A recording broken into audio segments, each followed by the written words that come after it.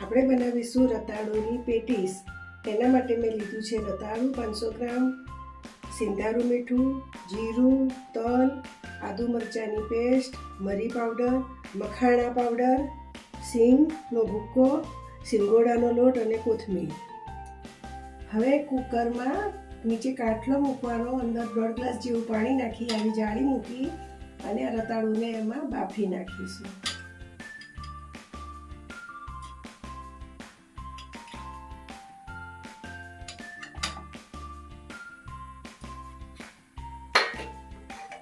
ત્રણ સીટી થવા દઈશું. પહેલી વિસલ ફાસ્ટ ગેસ પર ને પછી સ્લો ગેસ પર 3 વિસલ થવા દઈશું.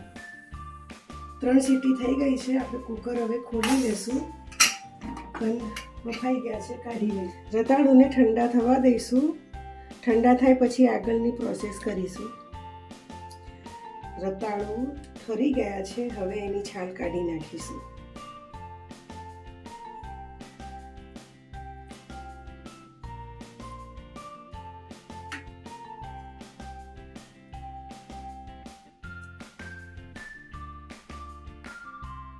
બધા રતાળુની છાલ કાઢી લીધી છે. હવે નાની છેણીથી આને છેણી લેશું.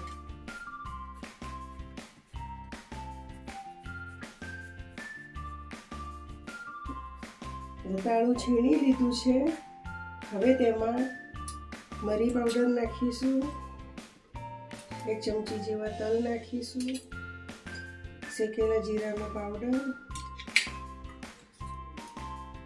સ્વાદ પ્રમાણે મીઠું અને મખાણા પાવડર, અને આ બધાને મિક્સ કરી લઈશું બરાબર.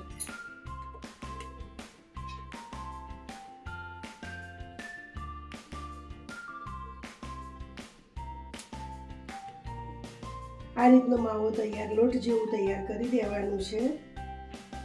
હવે એક વાટકો લઈને કરેલો સિંગદાણાનો ભૂક્કો,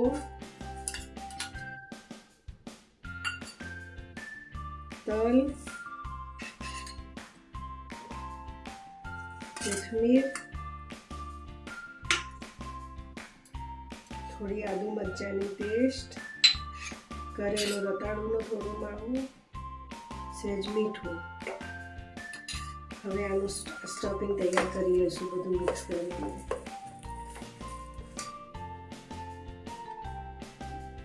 રતાળુની કચોરીના સ્ટફિંગ માટે નાના માવાના ગોળા બનાવી દઈશું. આવા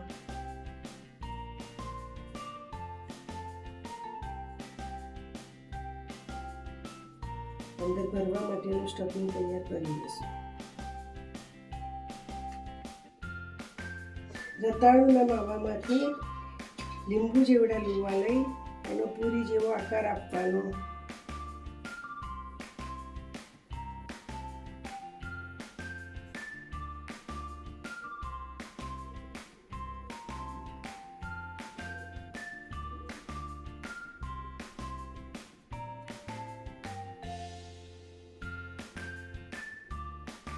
હવે તેમાં લીંબુ મૂકીને બંધ કરી દેવાનું.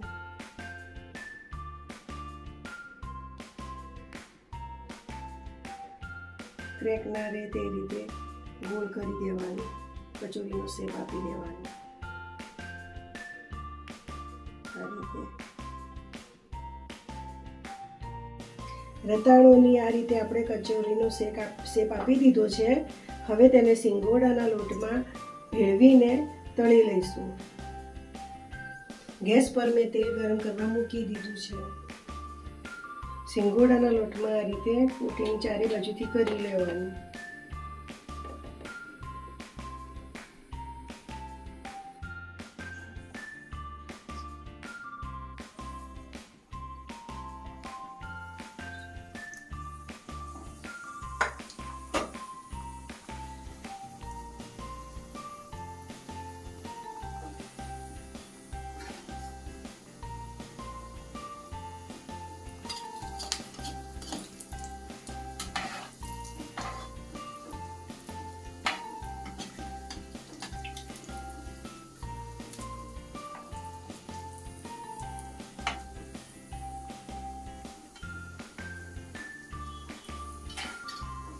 લાઇટ બ્રાઉન રંગના થાય ત્યાં સુધી તળી લેવાના.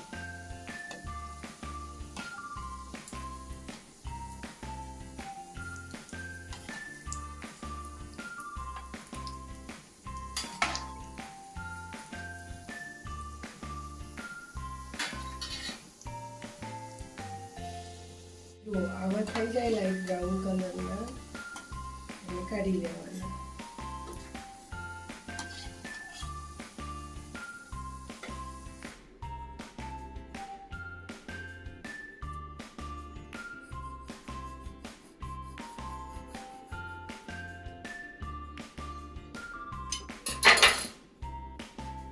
જો અંદરથી ભરેલી સ્ટફ ચોરી છે.